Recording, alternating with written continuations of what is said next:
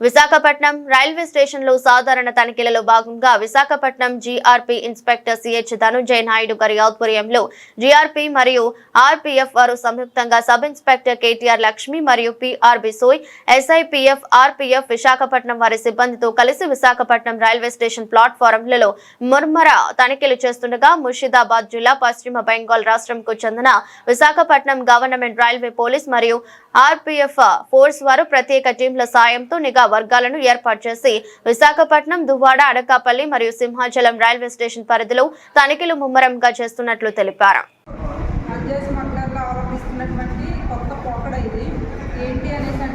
పిల్లలు ఆడుకునేటువంటి ప్లాస్టిక్ బ్యాట్ని పైన ఈ గ్రిప్ చేతితో పట్టుకోవడానికి ఉండేటువంటి గ్రిప్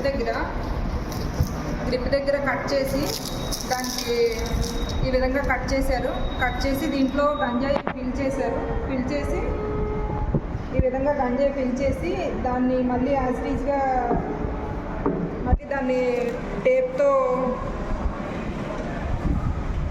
గంజాయి ఫిల్ చేసి ఏదైతే కట్ చేసిన భాగం ఉందో దాన్ని మళ్ళీ టేప్తో ఈ విధంగా కవర్ చేసి ఈ టేప్ చుట్టబడి నుండి మనకు అనుమానం రాకుండా ఉండడం కోసం ఎలాస్టిక్ గ్రిప్ అనే దాన్ని దీనిపైన తొడవడం జరిగింది. అదేవిధంగా ఈరోజు ఇలాంటి బ్యాట్లు 18 బ్యాట్లు విశాఖపట్నం రైల్వే స్టేషన్ నందు జీఆర్పీ మరియు ఆర్పీఎఫ్ వారు కలిసి సీజ్ చేయడం జరిగింది గంజాయి కేసులో.